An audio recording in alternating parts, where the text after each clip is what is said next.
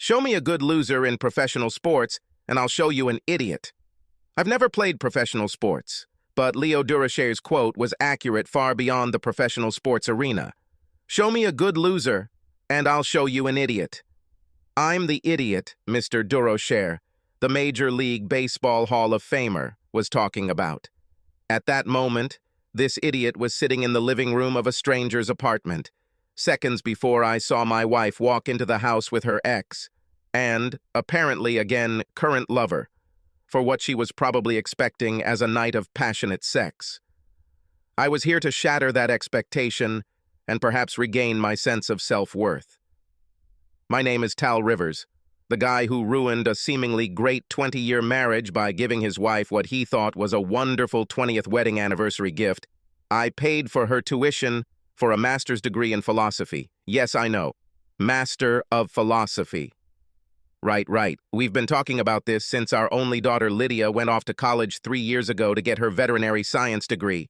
I was so looking forward to the freedom of being an empty nester parent for the first time in 18 years, but my wife seemed to have other concerns.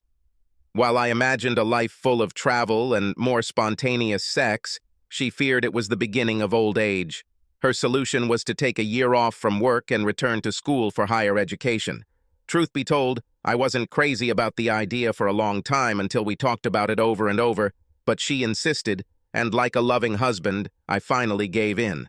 I decided this would be a great gift for our 20th wedding anniversary, and I was right. She cried and hugged me tightly when I told her this. That night, she almost killed me in bed. She was practically jubilant the first few weeks, telling me everything that happened during her days at our local small college. I heard about her professors, her classmates, her classes, and even what she ate for lunch. Gradually, however, these daily reports over dinner were greatly reduced, and after about 2 months, I was practically forced to coax information from her lips, like an interrogator with a suspect. Overall, our communication has become sparse, so different from what it was throughout our marriage. I wasn't born yesterday, and I knew something was wrong. I spent several days banging my head against the walls, trying to figure out what to do. Well, I knew what to do, but it took me a few days to wrap my head around the fact that I needed to hire a private investigator to check on my wife. Being the CFO of a large business gave me access to a variety of professionals, and within 2 weeks of hiring a PI, I realized that I also needed to hire a family law attorney to handle my divorce. Tracy had sex with a guy named Ambrose, who was taking several of her classes. He and Tracy did it a few times in his off-campus apartment, which was bad enough. But they also did it in our bed a few times. To say I was devastated would be the understatement of the year. I had no idea until she suddenly started being quiet. We were still making love 3 to 4 times a week. She was still my best friend. And I was willing to bet that at the farm, we would be there for a long time. Now, I couldn't imagine us living another year. I know they give out little gold statues for outstanding acting in movies, but I think I'll earn one for my real-life acting next week. I controlled my anger and even managed to have sex with Tracy twice without her suspecting that anything was wrong. Part of this was obviously because she was oblivious to my feelings. We were just cleaning up the kitchen after dinner when the doorbell rang. Tracy looked my way as I didn't move to respond, sighed in annoyance, and walked towards the door. I heard a conversation between the process server and her. Most of all, I heard her sigh heavily when she realized that the curtain had been pulled back on her game of infidelity. I had more than enough time to pour each of us a glass of wine and place them on the kitchen table before Tracy staggered into the room with the ever-present manila envelope. She sat down in her place at the table without even looking directly at my face. "How long have you known?" she whispered before taking a sip of wine. If she had looked up, she would have seen me staring daggers at her. "How could you?" I whispered back. We sat in silence for 20 seconds. 30 seconds. She raised her eyes, but immediately lowered them when she noticed that I was looking at them intently. "What the hell, Tracy? It's time for you to stop pretending to be dumb," I growled. Finally, she looked at me and I realized she was trying to find out how much I knew. "We've been flirting for weeks. I knew it was wrong, but I did it anyway. I'm sorry, she said quietly. Flirt? Is this what you mean? You were with him for at least 2 months? I shouted. Tracy jumped back in her chair as if I had pushed her. Now she understood better how much I knew. She began to shake slightly in her seat. I have videos and photos, I growled. How many more were there, traitor? I've never yelled at my wife before. Her eyes were huge discs of fear. Her mouth moved, but there was no sound. I swear, he was the only one, and it was a mistake. Mistake, Tal, she screamed. It got out of control, but it was just... Don't say that, Trace. Don't you dare. It was obviously good sex because you kept coming back for more. She blushed deeply and lowered her eyes again. She took a sip of wine, then looked straight at me. Should we get a divorce? Tracy asked quietly. I don't want a divorce. Yes, it was incredibly stupid, but it was... She quickly fell silent before she said the magic phrase. Unshed tears filled her eyes. I was torn between anger and sadness. Did you notice you didn't apologize for cheating? You said you were sorry you hurt me, but you don't regret what you did, do you? You also didn't tell me why, Tracy. What did I do to deserve it? She blushed deeply, stuttered, then stopped. She repeated the process twice more before finally finding the words. It was exciting for me when someone started flirting with me. Someone else flirted with me, told me I was beautiful. It made me feel sexy. You understand what I mean? No, Tracy, I don't understand. I answered softly. I've been telling you that you're beautiful for over 20 years. I've always told you that I think you're beautiful. It seems like my opinion doesn't matter. The only thing that matters to you is what someone else thinks of you. Work was my salvation for the next 2 weeks. After work, I spent most of my time at my favorite bar, usually getting into the house just in time to go to bed. Despite Tracy's protests, I spent my nights in the guest room. I had absolutely no desire to sleep with her. Tracy was fighting a divorce, and her lawyer convinced the judge that we should go to counseling. I was extremely dissatisfied, to put it mildly. As I explained to the counselor in my first session, cheating was the mountain I was willing to die on. Tracy knew this and agreed, as long as at least she didn't go overboard. Yes, I know I screwed up. We always said cheating was a reason to break up, she lamented. I didn't do it on purpose. Please, I love you. I don't want a divorce. You broke my heart, Tracy. Hell, you ripped it out of my body. I don't see how I could ever trust you again. I was disappointed when our daughter, Lydia, sided with her mother. I know you're hurt, Dad. So am I. But you've been together forever, and you know you still love her. What would you do without her? You'd be miserable. Lydia always spoke straight, and I respected her opinions. Well, at least most of them. You really have no idea how much she hurt me, Leeds. Remember how upset you were when Robbie Ray broke up with you to date Katie Gibson? Well, multiply that by at least 100. Will that help you? If I screamed and cried and threw things like you, would it be easier to understand if I was more visual? Lydia blushed, and I knew she at least understood my point. But she's a mom. She's not Robbie. You have been married for over 20 years. You must be together. Always. It was one mistake, Dad. One mistake in more than 20 years. It was a terrible mistake, Leeds, and it was more than one mistake. It was a series of mistakes over several months, I said. I expected Tracy's parents to be on the side of reconciliation so they didn't disappoint. However, my parents surprised the hell out of me. I expected them both to be angry with Tracy, but I didn't expect them to try to talk me out of the divorce. I was especially surprised by my father, who always said that he would kill my mother if he ever caught her cheating. I'm not defending what she did, Tal, but you have to ask yourself whether your life would be better with or without her, he said over beer one evening. As time passed, I felt like I was swimming against the flow of the forgive her waters. I was more than annoyed that none of the others could see my point. After all, she had cheated. She was cheating. Still, I had to admit that they were okay. I still loved Tracy, even though I was devastated by what she had done. 3 weeks later, I did something I never thought I would do. I gave up on the divorce, and took Tracy back. I didn't pretend that everything was suddenly fine, and I made it clear that I didn't trust her as much as possible. However, when I told her about it, she cried like a 5-year-old girl with a ragged knee and hugged me so tightly that I finally had to rip her off like a shirt 2 sizes too small. I went back to our bedroom, but it was over a week before we had sex again, although not for lack of trying. There was clearly no love here, and she was at least aware of this fact. I made sure we took it slow, but after about 6 months I thought we were back in a pretty good place, although I was realistic enough to know we would never get back to where we were before. I was still bothered by the fact that for some reason Tracy didn't feel like I was enough for her. "You must think I'm beautiful. You are my husband," she said during one of our conversations. "I understand the adulation and the excitement. Honestly, I understand. But you broke our vows, Tracy. I violated it. Our oaths. We gave them in front of our families and our friends. You know how seriously I took those vows. How would you feel if I jumped into bed with another woman just because she thought I was handsome?" She looked shocked, and tears began to flow from her eyes. You wouldn't do that, would you?"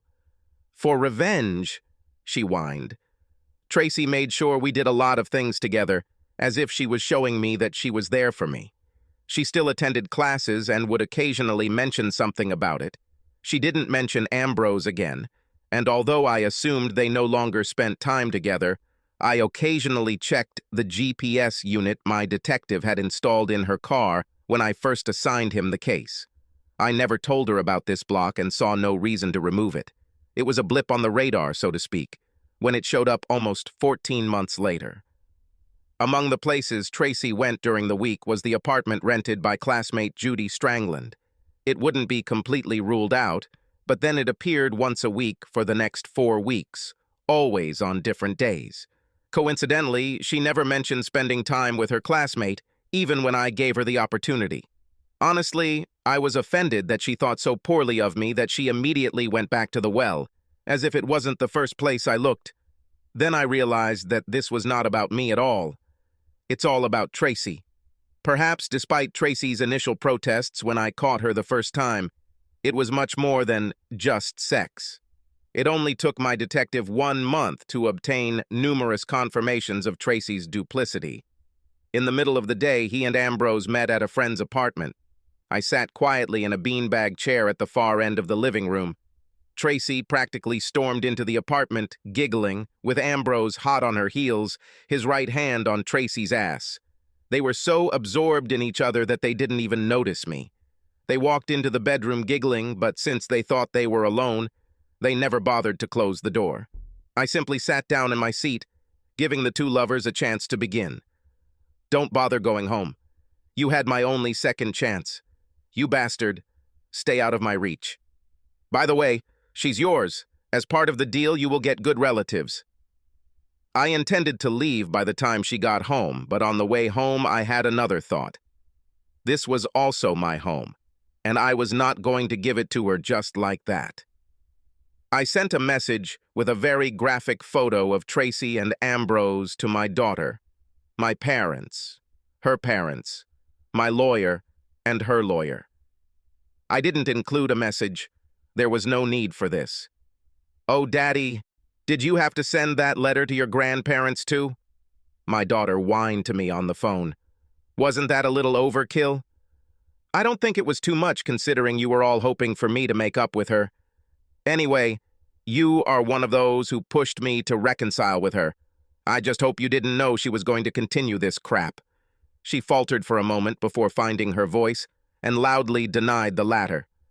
"Sorry, Daddy. I didn't know," she cried. I stopped 1 foot from the entrance to the bar and quickly looked around. As usual for a Thursday night, the Unicorn was not crowded. That's one of the reasons I almost always went there on Thursdays.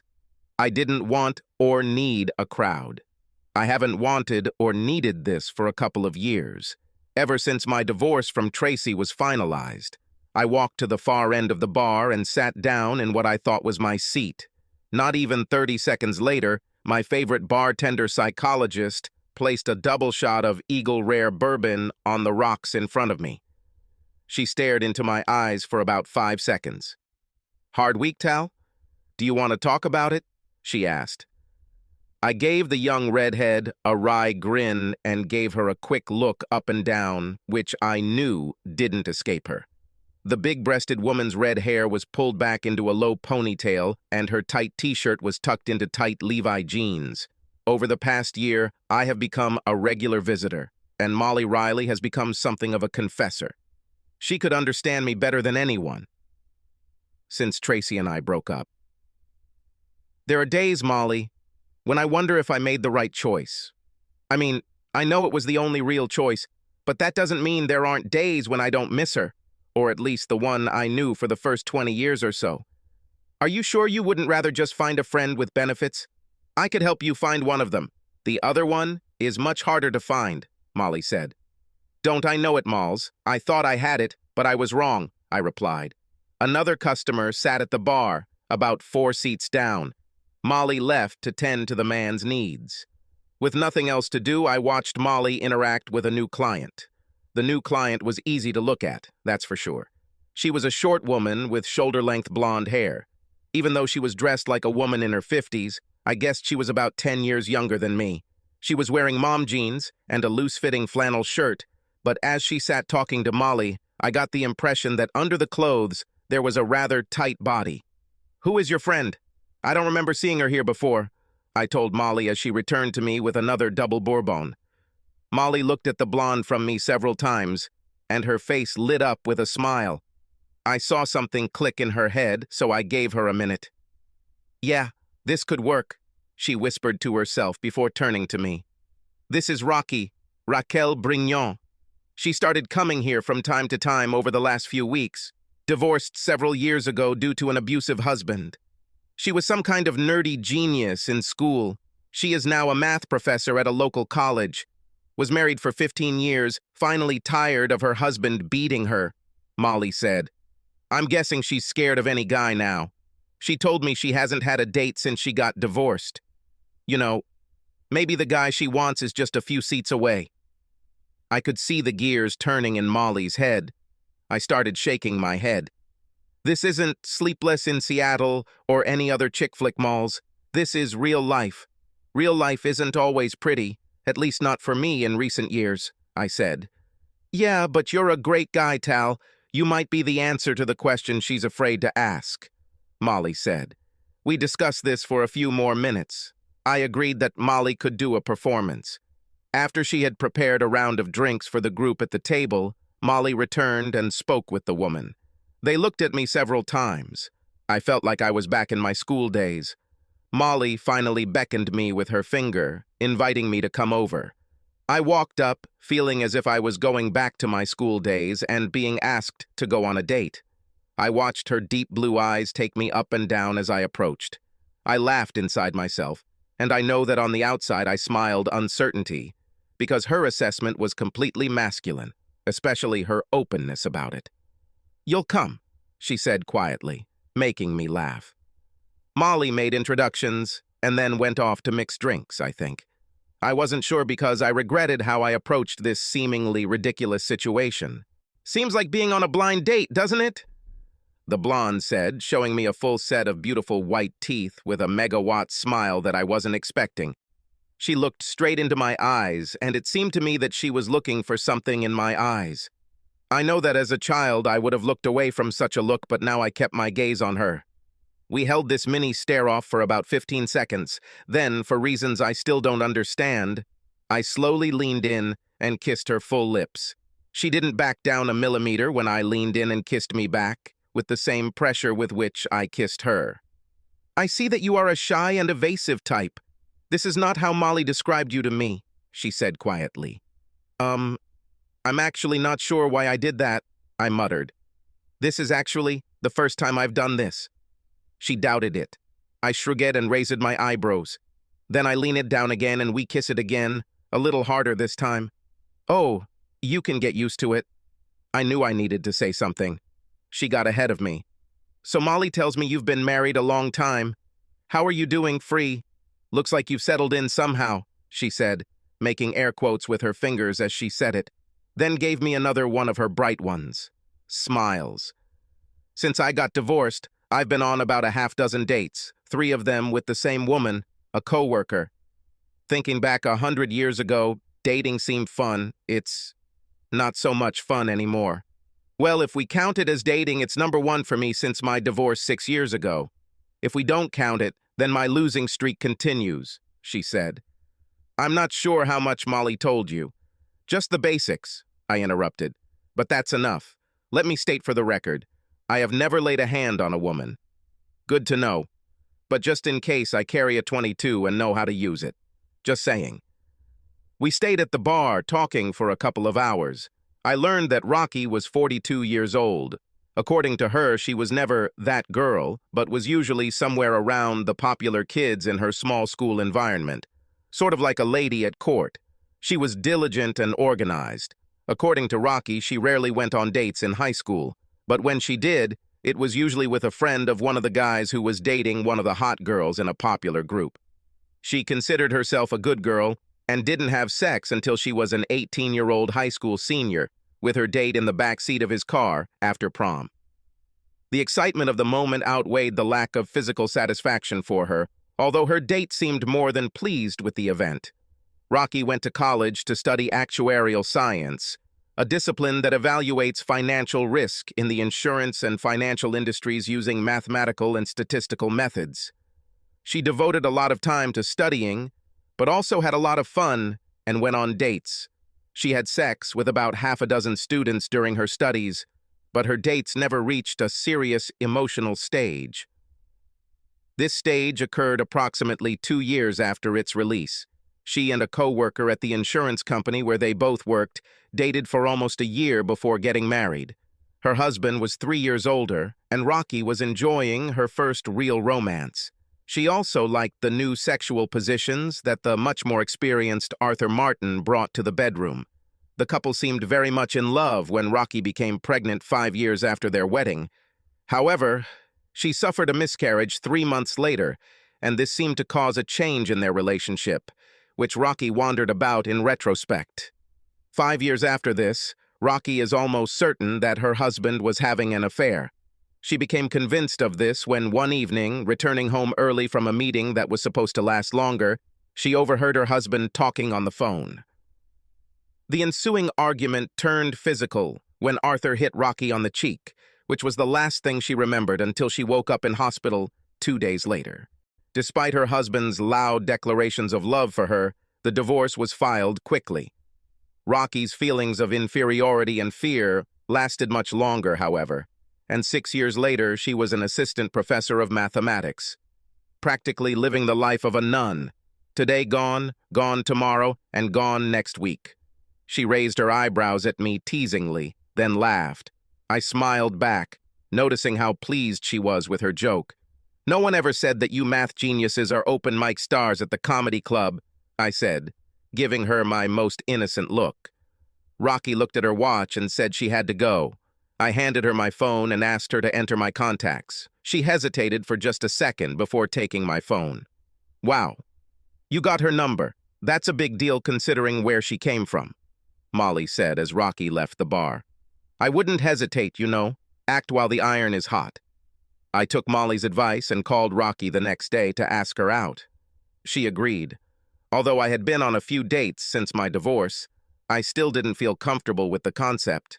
I knew I was done with Tracy, but it still didn't feel right, dating another woman. I took our vows very seriously, even if she didn't, and it would take me longer to accept the obvious. However, I kissed her, twice, and she reciprocated. I've never done this before, even when I was a single guy. I couldn't explain it, but I definitely wanted to do it again. Over the next few weeks, we visited several ethnic restaurants, attended a rock concert, a Mozart concert, and a hockey game. She fit into my life just as well as she fit into my side when I had my arm around her. We were in no hurry to get into bed. In fact, it only happened around our 12th date.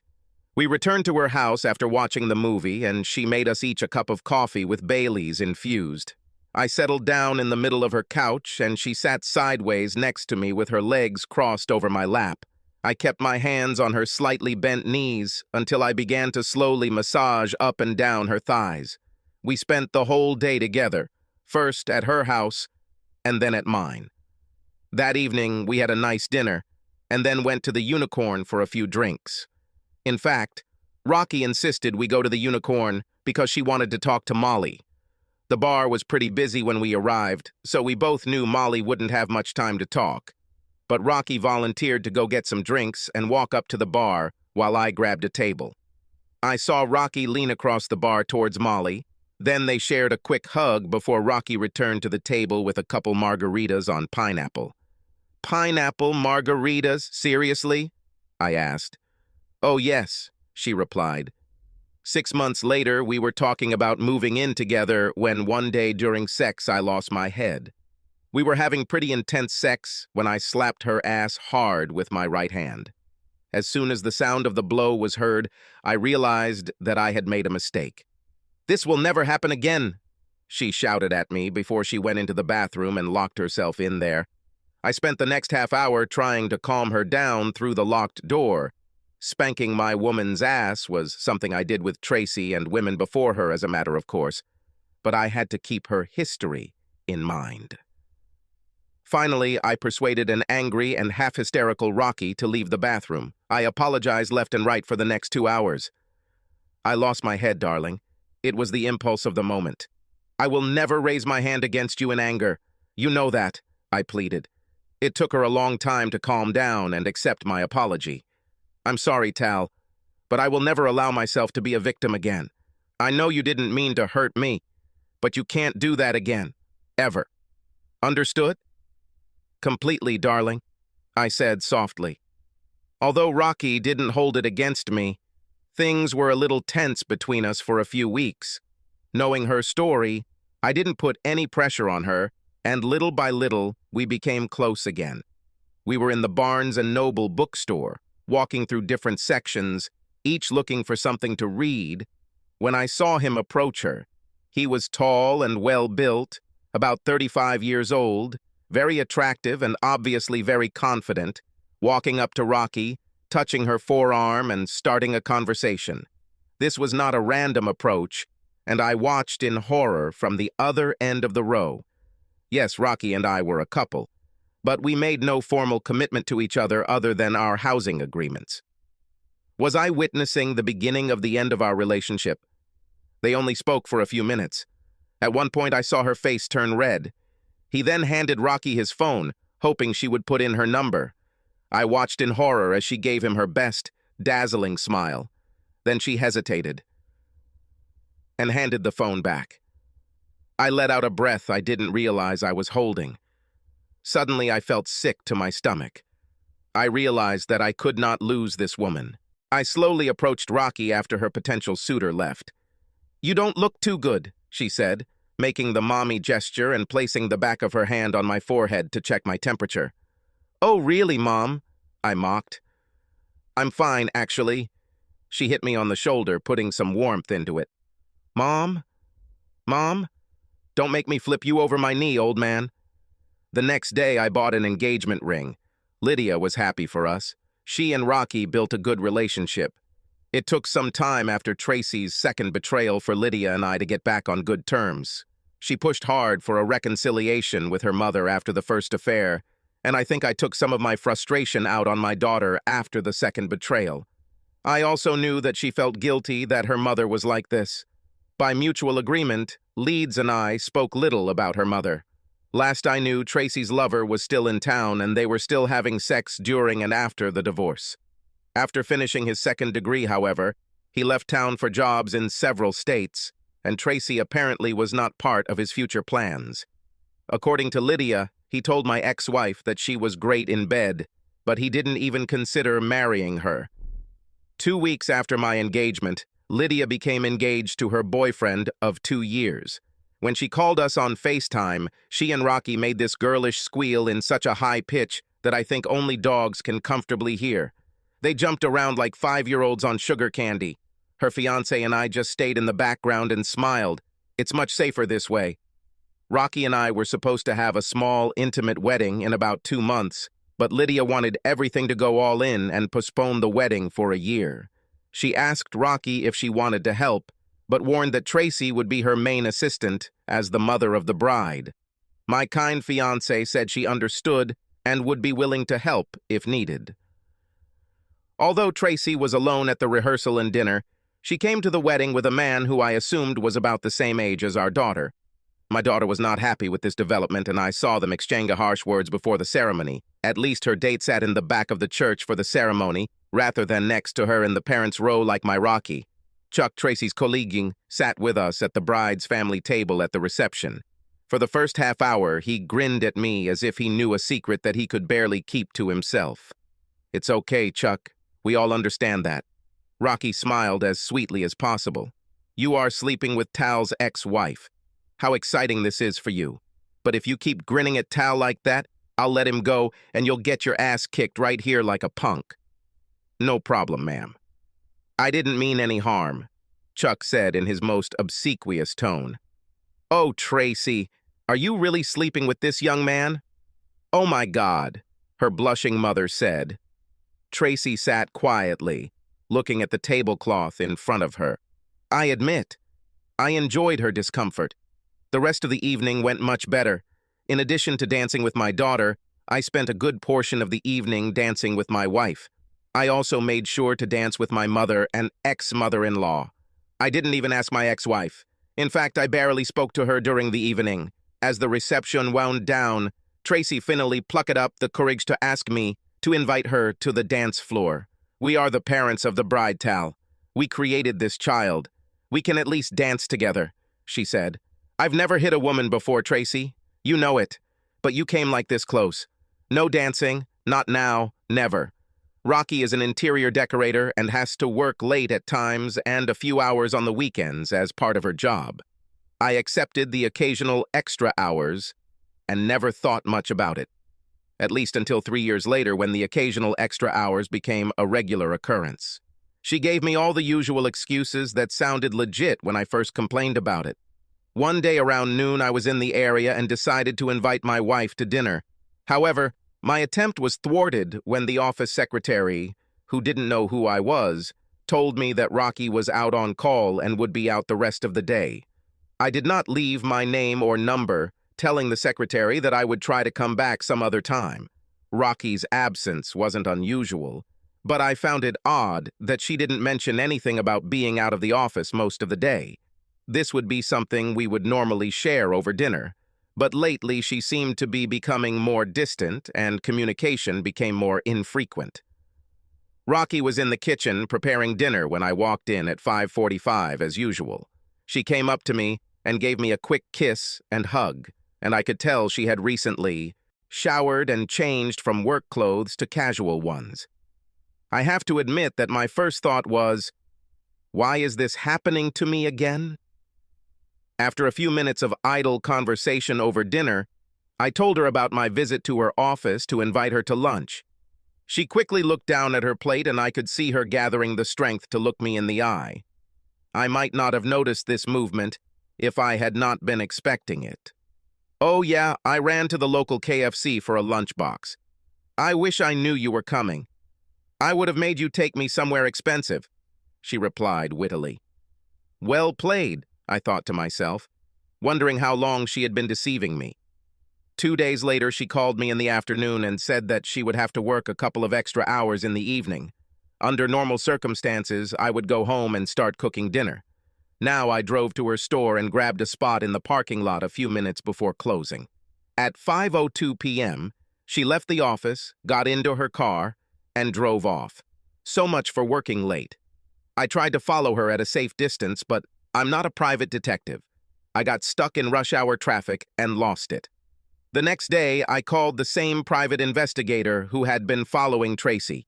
2 agonizing weeks later, I had the full report. We were in the middle of another mostly quiet dinner when I decided it was time. "Why, Rocky?" I asked quietly. She chalked mashed potatoes. "Because she needed help, Tal, and I knew you wouldn't let me do it if I asked," Rocky replied. "I understand that part, Rock, but why did you think it was okay to lie to me? You know how things worked out between her and me." She noticeably shrank. Apparently, she didn't really think about it. I, Oh God, Tal, you were following me. You don't trust me. No, you can't turn this on me, Rocky. You betrayed my trust. You betrayed my trust. I never thought that you would do this to me. I put down my fork, stood up, and walked out the door. I heard Rocky sobbing as I left. I was sitting in one of my favorite bars with a glass of Coke in front of me when my father walked in, furious as he was when I crashed the family Ford at 16. "You are crazy?" My father snorted at me in rage. "This woman saved you. Hell, she's even trying to save your ex-wife." "I understand that part, Dad, and I know she's a damn wonderful woman, but she chose the absolute worst way to do it. If I can't trust her, I don't need her. I'm not going through that again." "You should talk to her instead of sitting here and getting drunk," he said, still seething with anger. I pushed my glass towards him. He looked at it, brought it to his face, and tried it. "Ugh, it's cola. You come to a bar and drink cola? I was always worried about you spending too much time with your mother when you were a kid." "You need to think, Dad, and not get drunk," I said. "I love this woman, but she seriously violated my trust, and the last time I gave a woman a second chance, it didn't end well for me."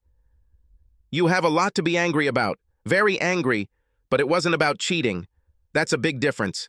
Think carefully before you do something stupid," he said, before he stood up and walked away. I returned home around midnight.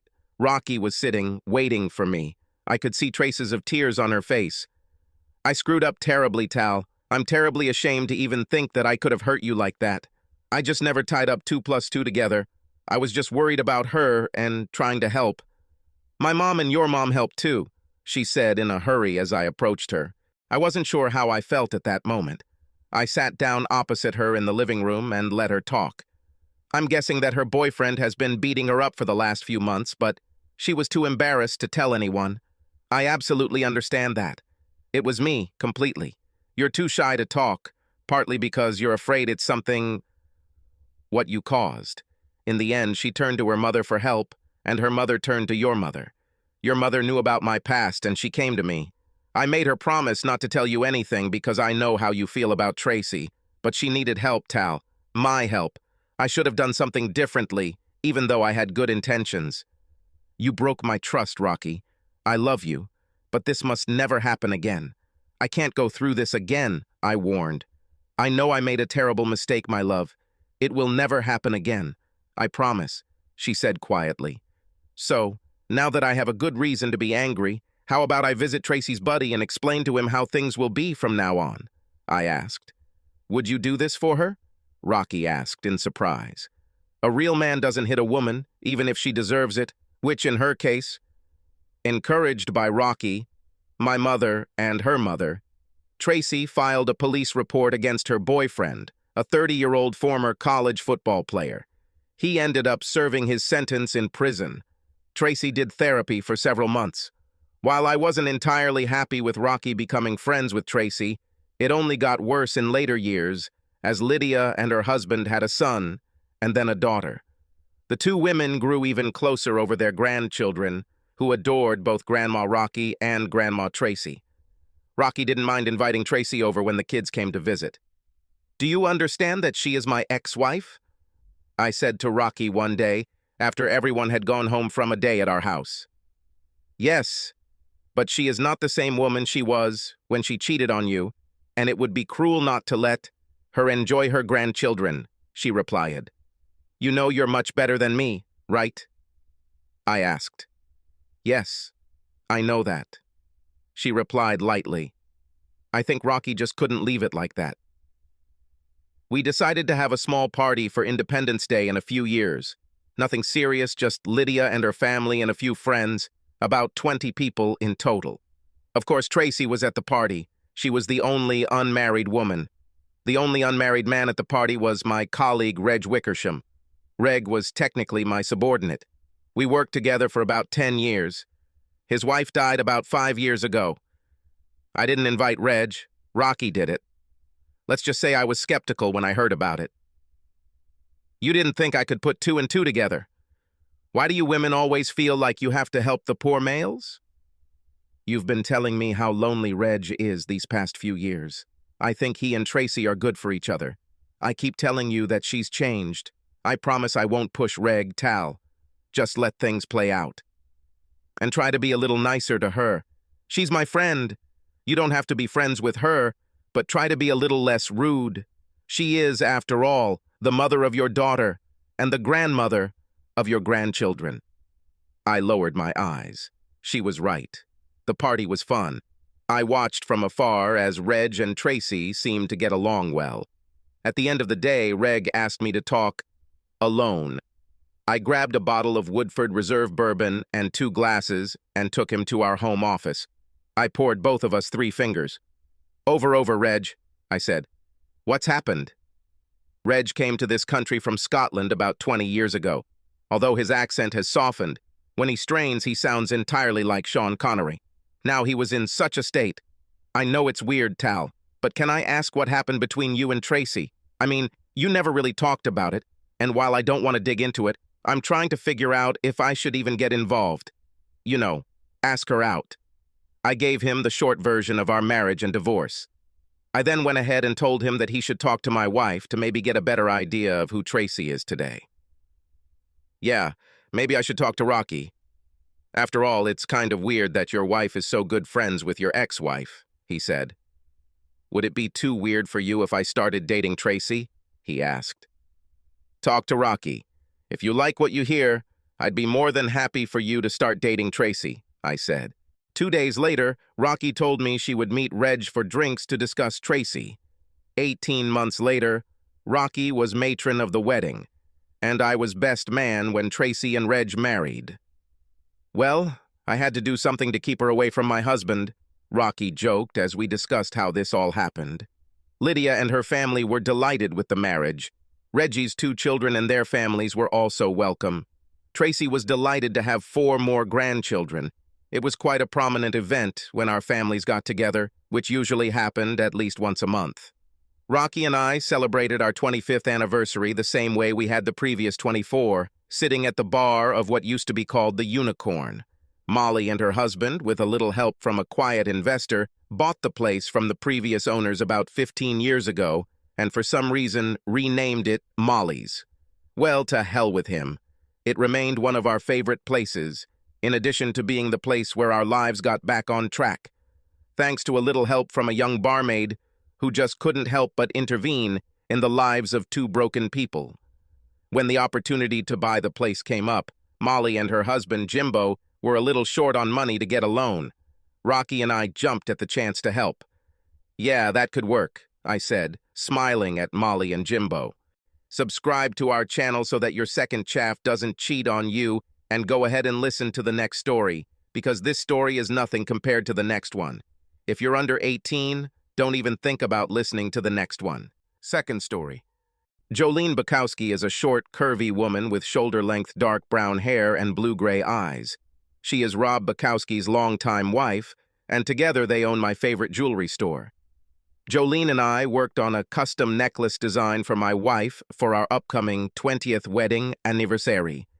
I bought a large piece of malachite, a turquoise stone not often found in large pieces, at a custom stone store, and Jolene and I were figuring out how to set the egg-shaped stone to make it really pop.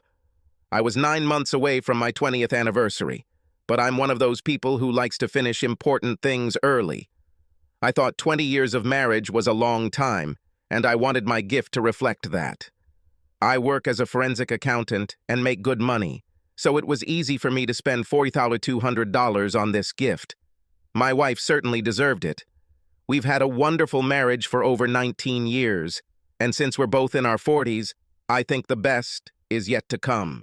Both of our daughters are set to go to college within the next 3 years, and we have discussed all sorts of things we could do as empty nesters. We loved raising our children, but we were also looking forward to this new and exciting phase of our lives. Jolene said the necklace would take 4 months to complete. We agreed on an advance of half the amount I paid. She hugged me, and I returned to my office feeling like the cat that ate the canary and the sparrow for dessert. As promised, the necklace was ready 4 months later. The 14-karat gold braided chain matched the stone and setting perfectly. Jolene didn't even bother asking if I wanted it in any case. I bought enough stuff there for us to discuss the lack of packaging. On the way home, I called our favorite high-end Italian restaurant and made a reservation for our anniversary night. This meant that I would have to wait another 5 months, but I was fine with that. Everything was ready. Spring in the Midwest is a wonderful time when everything starts to come alive and green after months of cold and mostly gray days. As I drove home, I thought about getting the mower out of the garage next weekend and tidying up the lawn around the house. I briefly thought about asking my daughters to help me, but quickly dismissed the idea. There's no way in hell 2 teenage girls would miss a beautiful spring weekend helping their dad with yard work. I chuckled to myself at my insanity as I squeezed my car into the garage next to my wife's. Speaking of girls, I noticed that Mo's car wasn't parked in its usual spot at the entrance. I wondered absently if Jude was with her. Walking in the door from the garage, there was no smell of dinner, which meant my wife and I would either go out to eat or I would be grilling. I really hoped it would be the latter. I love grilling, and I especially love grilled food. All grilled foods taste better. Tracy sat in the family room with a glass of white wine in her hand. She was still wearing the outfit she wore to work, which told me we were probably going to eat at a pretty nice restaurant. "Is Jude coming with us? Or is she going with Mo?" I asked my wife bluntly. "The girls will be with my parents until Sunday. We need some adult time, King," she replied, taking a quick sip of wine. I admit I was a bit of a pervert. My first thought was that we would have a romantic 2 days in bed, playing games. At 43, my wife still had beauty, forcing heads to turn wherever she goes, and bodies to match. However, the expression on Tracy's gorgeous face was far from playful. I stopped dead in my tracks, feeling a strong blow to my stomach. My mind began to race, trying to figure out which family members had died. "I want a divorce, Kingston," she said quietly but firmly. Somewhere in the depths of my brain there was an explosion. It seemed to me that I was frozen in place. An unknown number of seconds passed before my brain turned on again. "What?" I asked, meekly. I didn't say that my brain turned on full blast. "I want a divorce," she repeated in a strong, clear voice. I know that for a moment I was pretending to be a fish emerging from the water and gasping for air. "What?" I had no idea that we had any problems. "What the hell are you talking about?" I started quietly, but ended loudly. She didn't even flinch. She just continued to look straight at me, practically looking right through me. "Who is this woman?" I bought some time by going to my well-stocked liquor cabinet and hesitated a bit about what to choose. "So, let's see. Tequila. No, this is for joyful events, parties. Bourbon. No, too ordinary. Rye, this is a good strong whiskey. No, not serious enough for this situation. Scotch, single malt. Seriously. Very serious," I muttered, as if to myself. I poured the equivalent of 2 shot glasses and added 2 teaspoons of water to the glass. When he turned to his wife, her gaze turned fierce. "Okay, task completed. Now we're both a little out of our element." "What's going on, baby?" We hardly spoke. "I thought everything was fine. Even better than fine," I said. "I love you, King, and always will, but I'm no longer attracted to you," she said. "I want to feel attraction again, but I won't cheat on you. I need to get a divorce so I can be free and find someone I can fall in love with." I suddenly felt like I was going to throw up. Instead, I took a good sip of my Glenmorangie and felt the liquid move from my mouth, down my throat, and into my stomach. "Out of the blue? That is, I understand that you don't want to cheat on me, but you want to end us without even giving us a chance to return?" I asked. "It's over between us, King. Why spoil the memory of what we had? From there, everything can only go downhill. And to answer your unasked question, there is no one yet. I wish we could remain friends. If we end this now, I think we can do this and have a mature divorce without all this antagonistic crap," Tracy said. "Does this mean that you will be reasonable about alimony?" I asked.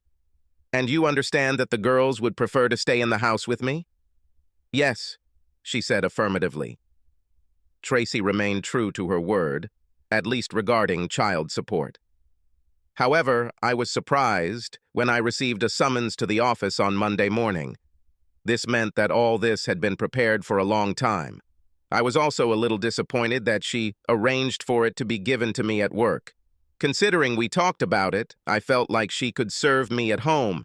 This, of course, would have worked better if she wanted us to remain friends, as she claimed. The next day, I took a couple of hours off and took the documents to my lawyer, who was my boss's lawyer when he got divorced 5 years ago. She told me it was a good deal, and if I signed it, she could start working right away. In about 6 months, I'll be on the divorce statistics. Just like that. My daughters were as surprised by their mother's request as I was when we told them about Tracy's request for a divorce that Sunday morning after they returned home from her parents. "What have you done, Dad?" Mo practically shouted at me after Tracy shared her scoop. I expected a negative reaction, but was not ready for an attack, especially since I was not the initiator of this act. "Not my doing, not my choice, not my fault," I said. Mo looked from me to her mother. Tracy lowered her eyes. This was the first time she didn't seem completely in control of the situation. Maureen, 18 years old and a high school student, was practically Tracy's double, both in appearance and behavior. She crossed her arms under her chest and glared at Tracy. As she had done many times before in our marriage, Tracy looked at me, expecting me to come to her aid with an explanation. I raised my eyebrows and raised my hands in surrender. "Your circus, yours and the monkeys," I said. Tracy looked at both girls. Judith is 16 years old and a graduate. It took 10 minutes to explain everything to the girls. The question and answer period took another 10 minutes. Excuses and apologies took another 5 minutes. "Sorry, Dad. I guess I was too hasty," Mo said when Tracy was done. Then she turned back to her mother. "What the hell are you, bitch?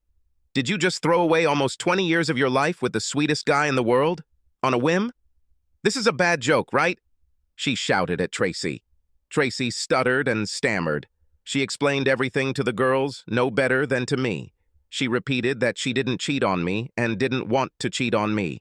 We continued to live in our house, with me staying in the guest room until the divorce was finalized.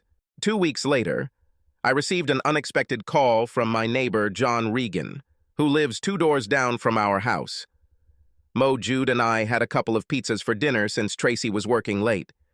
This was something she had to do occasionally in her 15 years of working at First Financial, so the girls and I usually used it as an opportunity to get something yummy for dinner. "Do you have a minute, King, to talk without the girls?" John asked in the tone I usually heard from the undertaker. "Let's go to my office, John," I said, getting up from the kitchen table. Both girls looked at me. I nodded and left the table. "So, John, what's happened?" I asked. "Are you and Tracy all right? Do you know what I mean?" John asked, uncertainty. I knew exactly what John Regan was asking. I quickly discussed with myself whether I wanted to cover for my soon-to-be ex-wife. "No, everything is not all right with us," I answered. 2 weeks ago, she filed for divorce." "And what?"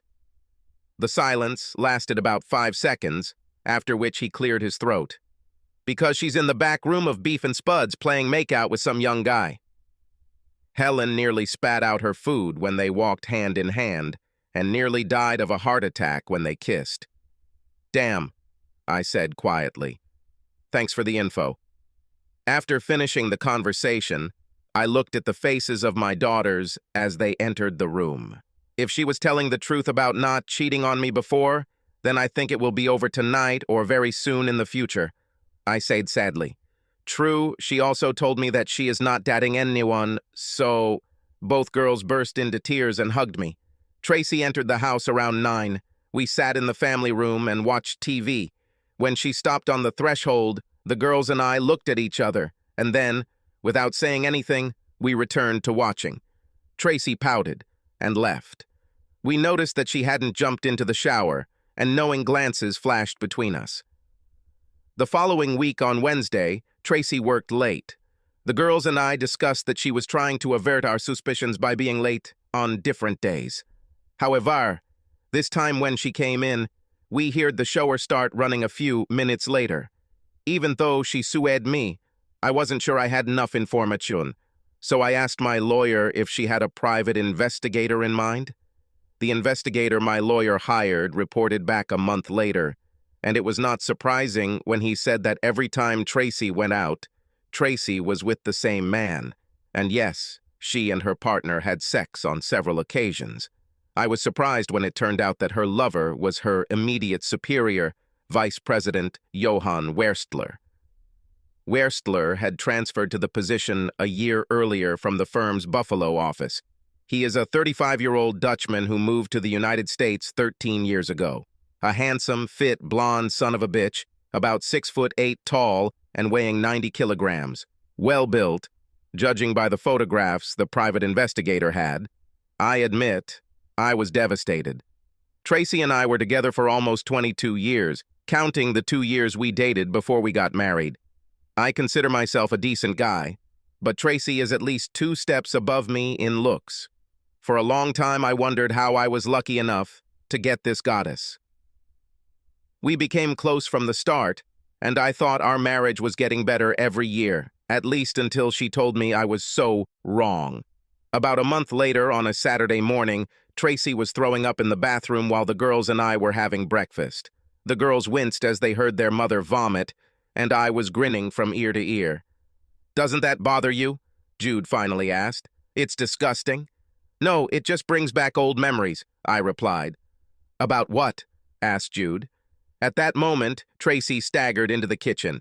"Morning sickness," I exclaimed joyfully.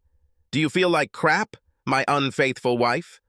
Tracy looked up at my exclamation. Her eyes widened. No, I didn't cheat on you," she screamed. "No, I cheated, my dear, and it's been a few weeks since I filed for divorce. Technically, we are still married and will be for a few more weeks. That makes you both a liar and a whore, my dear wife. Besides, she's pregnant." Both of my daughters stared wide-eyed at their mother, who in turn stared at me wide-eyed. "Don't you remember how bad you felt with Jude?" I asked. "Oh, no." "I forgot," she replied. "Oh, God, Mom. Did you get knocked up by another man while you're still married to your dad? I'm glad I'm going to college soon. Otherwise, I would never be able to meet my friends' eyes," Mo said. "You always taught me not to be a slut, and then you turned into a slut yourself." "Just great. I have 2 more years before I leave, so everyone can rub it in my face that you're a slut," Jude said. "I am not a slut," Tracy shouted. "No, you're a slut," I said quietly. "You're divorcing me because you want to fuck Johan Werstler, and you couldn't even keep your legs closed until the divorce was official. I'm sure if you look at the definition of a slut, your photo will be at the very beginning." She blushed crimson and lowered her eyes. "You weren't even delicate about this. I can't tell you how embarrassed I was when the neighbors called to talk about you and Werstler. All you had to do was wait 6 lousy months and things wouldn't look so bad. You told me that you didn't cheat and that you wanted to get a divorce so you could find someone to fall in love with. Well, you've definitely shown me that it's not about love. It's called lust, Tracy." The following weekend, Tracy moved in with Werstler. The girls and I helped carry the boxes of her things into the car. I made sure to change all the locks and codes on the garage door. I didn't see Tracy again until Mo's prom, although I knew the girls visited her sometimes. Although they were unhappy with her and embarrassed by her, she was still their mother. I never stopped them from spending time with her. Graduation is always a big crowd, so Jude and I were sitting in the gym bleachers waiting for the ceremony to begin, when a very pregnant Tracy showed up with Johan. Noticing us on the podium, she headed straight towards us. I noticed a few parents who knew us and felt a mixture of embarrassment, humiliation, and horror, as Tracy sat down next to Jude and Johan next to her. "Aren't we a nice little family?" I said to no one in particular, as the couple joined us. "We're just supporting our daughter Kingston," Tracy replied formally. She looked from me to Johan, and I knew what she was going to do. "Stop, Tracy. Don't you dare introduce him to me here in front of everyone. Believe me, I know who he is. He looks exactly like the pictures and videos I've seen, I growled. She looked at me with surprise and offense. Do you have photos and videos? Oh my God, King, seriously? She whined. You started the game. I just played it to the best of my ability. I needed to know exactly what I was up against, I replied. At this point, Jude raised her hand to the side in front of her face, effectively creating a barrier between Tracy and me so we couldn't see each other. It's time for you two to act like adults around here, she warned. Everyone starts looking at each other. I think they're betting on whether Dad will slap a pregnant woman. This silenced us.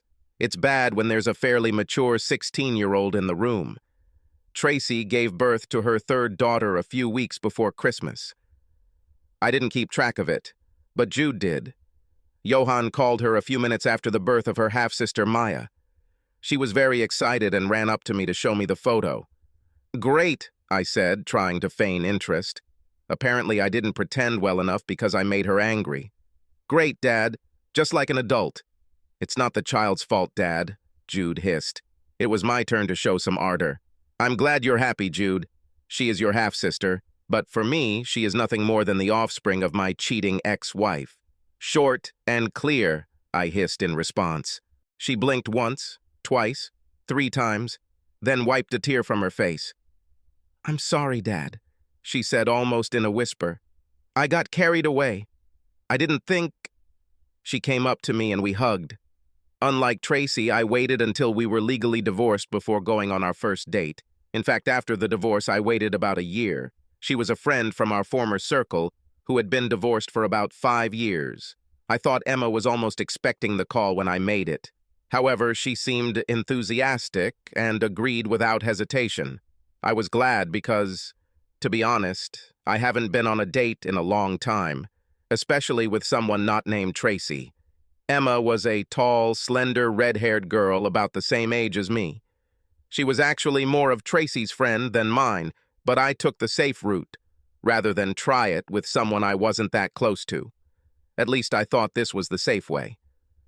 That thought vanished when she opened the door wearing a low-cut royal blue dress that fit her like it had been made especially for her. Did I mention that the hem was mid-thigh at best? I almost suffocated on her porch. And this is for a performance of Shakespeare, followed by a meal in a British pub restaurant.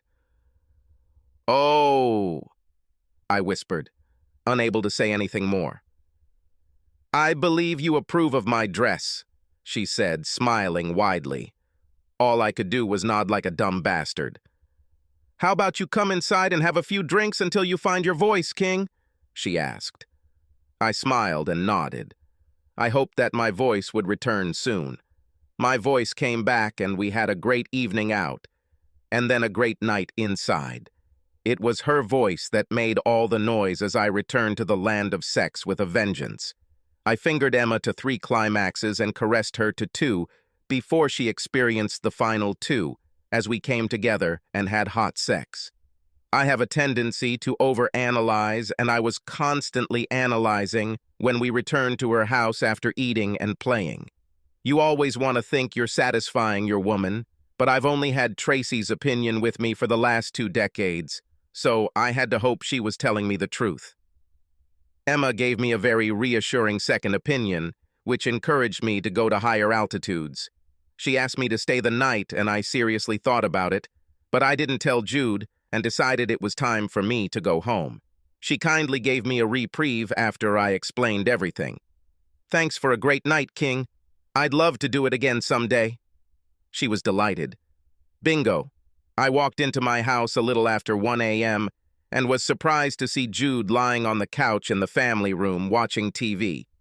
Outwardly, you look no worse, but you returned much later than I expected. Is my dad in the game? She asked. I blushed deeply.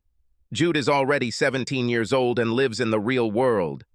Now you understand, Dad, what it's like when sometimes you tease me when I get home from dates, she said with a smirk on her beautiful face.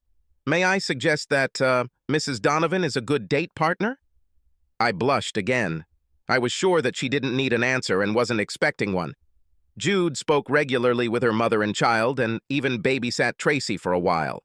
I was fine with it. We just didn't need to talk about her sleepovers at the Wersler house. It is noteworthy that Tracy did not marry Johann. About a year later, I assumed that she would do this only after she had sucked all 5 years of alimony out of me. I guess I shouldn't have been surprised. The phone call from Rayanne Lincoln came out of the blue. Rayanne was one of Tracy's employees at First Financial. We communicated several times at various events where the spouses were present, but I can't say that we were particularly friendly or had any kind of connection. My first thought was that this was some kind of setup. Rayanne got divorced about 5 years ago after she caught her husband cheating on her. She was tall for a woman with large breasts and a muscular ass. She had big brown eyes, a mop of long brown curls, and flawless mocha skin. "Kingston, I'm not sure you remember me," she began.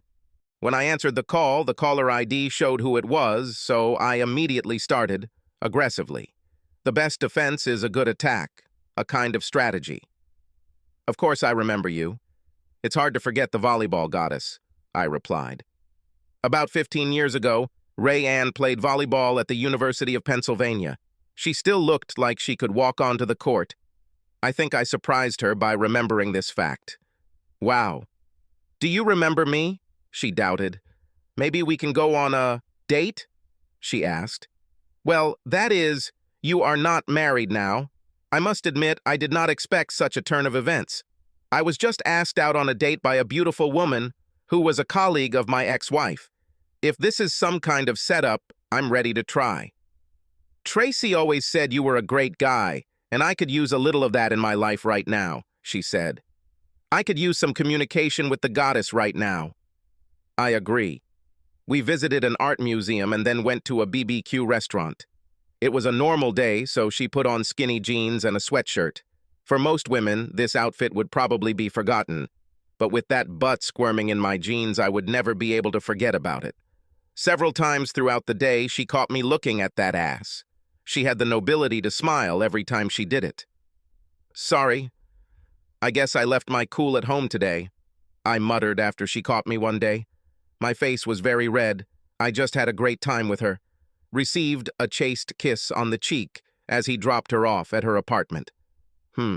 Jude was part of the marching band, so I ran into Tracy and Johann at several competitions over the next 2 years. I was polite to her, but rude to him.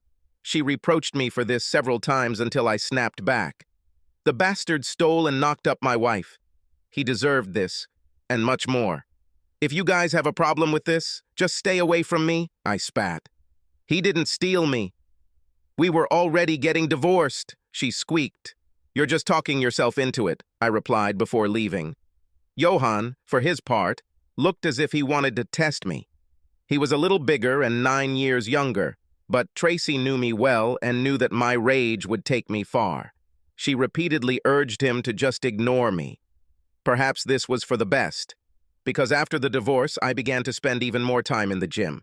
I had always taken care of myself, but I used the gym more and more to burn off my anger and fill the free time I had. It was early in our 2nd year after our divorce when Rayanne invited me to the First Financial Christmas party. We had dated several times over the previous few months, and on the 4th date, I was asked to share her bed. She knew I had problems with my ex and Johann, but she decided that I was capable of being cool enough not to embarrass her, if not myself. I assured her that I would not do anything that would embarrass her in front of her colleagues. She promised, if I could do it, a special treat. Rayanne was the epitome of long, cool woman in a black dress when I picked her up at her apartment the night of the party. I'm sure my mouth was watering when I walked in. She kissed me tenderly on the lips, promising more later. She didn't want me to ruin her makeup. The first part of the evening was spent drinking and chatting with the live band in the background. I noticed that when Rayanne and I walked in, several heads turned in our direction, saw a few familiar faces, so I'm sure a lot of people remember me from when I was married to Tracy. I'm sure tongues were loosened, especially because I was at a party with the sexiest woman. I didn't notice Tracy and Johann appear, but I almost ran over my ex-wife as I turned away from the bar with drinks for me and Ray Ann, the last person I expected to see tonight. "What a pleasant surprise, Kingston," Tracy purred. "New suit? You look very attractive." "Thank you, Tracy. Yes, a new suit. I didn't want to look like a goofball being with Ray Ann. You look very good too, but then again, you always look like that." "You've always been a gentleman and a good ass-eater," Tracy said. "Perhaps, but you know that I'm not a liar." "I wouldn't say it if it weren't true," I replied. She actually looked good, maybe 5 kilos heavier than when we were married, but the extra weight gave her a curvier, more exciting look. Definitely a MILF. I apologized and walked around her, turning my attention back to all the heads watching our exchange. I found Ray Ann and handed her the drink. She accepted it and kissed me tenderly on the lips again. I wrapped my arms around her waist, then gently ran my hand over her curvy ass and back up to her waist. "Behave yourself," she said in a stern but calm voice. "Yes, ma'am," I said, being chastised accordingly. Dinner was followed by drinks, and then the room was rebuilt for dancing. 30 seconds on the dance floor showed me that Ray Ann can really dance, and I, at best, so-so. However, I enjoyed watching up close how all the parts of her body swayed. We stayed there for about 30 minutes before heading to a table to catch our breath and have a drink. While at the bar, I saw several men approach Ray Ann, and, to her credit, she turned them all down. The parade of guys slowed down but continued when I returned. And to their credit, most of them played by the rules and asked me first, before asking Ray Ann if she wanted to dance. She took to the dance floor several times, explaining that she had obligations to several high-ranking officials at the firm. I understood everything and told her to do what she had to do. I didn't like it when Johan came up to the table, grinned, and asked if I minded if Ray Ann danced with him. Knowing full well that he was the vice president, I nodded slightly, and he extended his hand to Ray Ann. She obviously knew that Werstler had stolen my wife, but in this environment, she knew she couldn't disrespect him, so she got up and followed him to the dance floor. I carefully watched a couple dance to fast music until my attention was interrupted by someone's hand laying on my shoulder. I looked up and saw my ex-wife studying my face. "How about giving an old friend a spin on the floor while our partners are busy?" she asked sweetly. "No thanks, Trace. You are my ex-wife for a reason, remember?" I hissed. "Can't we at least be friends?" she asked. I looked at her as if she had 2, maybe 3 heads. "I love you too much for me to even begin to like you." "No, we can't be friends," I said. She looked shocked. Her mouth opened and closed twice, but no words came out before she walked away, as if in a daze. I walked out onto the dance floor, tapped Werstler on the shoulder, and replaced him as Ray Ann's partner. He was smart enough not to hesitate or make a fuss. At our table, Ray Ann and 2 other women, Christy and Joni, seemed to be having fun teasing me. Christy, a divorcee, was tall, Mediterranean-looking with a strong body, and Joni, a widow, was Nordic-looking with a boy's haircut, with breasts and butt 1 size larger than she was tall, if that was possible. "So when do we get a chance to ask Mr. Perfect out on a date?" asked Christy. "By now you've probably already tried Ray Ann and should be looking for other conquests. Being a single guy."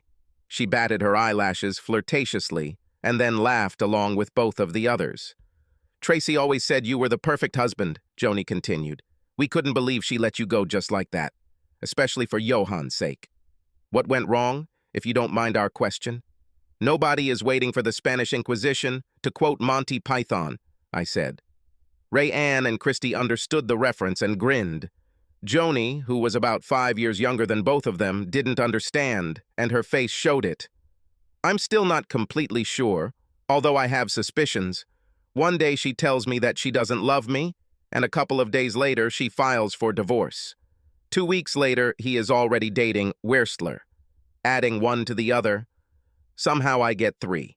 She tells me she's divorcing me so she won't cheat on me, then she starts having sex with him and gets pregnant before we even divorce. We all warned her about him, Christy said. They started going to dinners together. Then the lunches became longer. We don't know if she cheated, but every time I was close to him, we could see their little touches. When she was with him, she giggled like a schoolgirl. It was pathetic. Not so much now. Does familiarity breed contempt? I said, quoting an old idiom. None of the trio reacted. I brought Joni to the dance floor first, then Christy. We danced a couple of songs, then returned to the table. Okay, you two. That's all you'll get from my man. My man. Got it? Ray Ann said sharply. I heard the metal in her voice, and I realized that the other women heard it too. However, I had to do a little work on myself. Wait, does this mean I won't be able to try these two? I asked, in the most innocent tone. Only if you don't need them anymore, Ray Ann said, covering my groin with her hand for a second. I'm partial to possessive genitalia. So he leaned over to Ray Ann and pressed his lips to hers. She responded by opening her mouth and accepting my tongue, and the kiss went from hot to scorching. This went on for a while until someone cleared their throat. Oh, please, you two. Don't make me tell you to rent a room. It would be so corny, Joni said. We don't need to rent a room. We both have our own houses. Ray Ann giggled. Later that evening, I learned from Ray Ann that she never told Tracy about us. I had to ask about this. It's none of that stupid bitch's business, Ray Ann replied. We are friends, but this does not mean that I approve of all the decisions of my friends. And her stupidity is my happiness, unless you are still fixated on it. She was my first love, and probably some part of me will always love her. But she is my past. Are you my future? I asked. She placed her hands on either side of my face. Her eyes practically glowed. She pressed her lips to mine. 2 months later, I proposed. 6 months after that, we got married. Even though Ray Ann and Tracy were pretty good friends, we didn't invite her to the wedding. She said she understood everything when she and Ray Ann talked. A couple of years later, Johan returned to Holland, leaving Tracy alone to raise their daughter. At least this asshole kept sending money. My daughters kept in touch with Tracy and their half-sister, but as I asked, they did not tell me about Tracy's life. The girls said that their mother asked them several times to try to get me to talk to her, but none of them wanted to do it. Ray Ann also kept her at a distance, not even inviting her to our home. Unable to bear all the shenanigans, Tracy finally contacted me directly.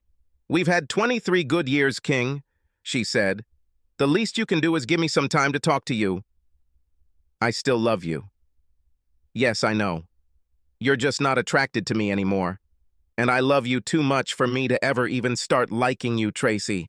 So don't expect me to be your friend. Subscribe to our channel so that your second chaff doesn't cheat on you, and go ahead and listen to the next story, because this story is nothing compared to the next one. If you're under 18, don't even think about listening to the next one. Listening to the next one. Listening to the next one. Listening to the next one. Listening